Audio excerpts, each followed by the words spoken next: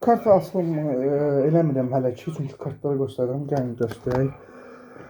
Lewandowski, Trent, Alexander, Benzema, 2 dənə Merih Demiral, Militao. Bunu bir də ikili qoyacağım. 2 dənə Arda arkası da belə.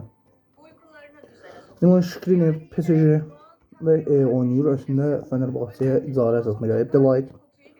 Bu arkası da belədir. Skriniarı göstərək. Eli Kalan'ın arkası daha gözəl görünür. Görürsünüz.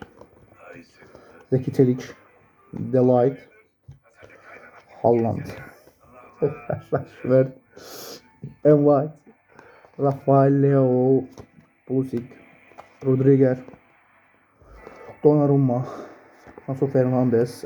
Nacho Fernandes də yayda, bəli, yayda Real Madrid'dən ayrılır. Azadacın olacaq.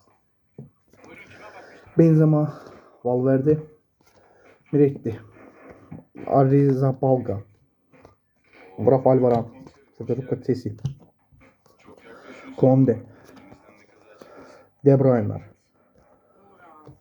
John Oblak, McAllister, Joe Gomez, Stefan Savic, Kyle Walker, Toni Kroos, Thibaut Courtois, Frenkie de Jong.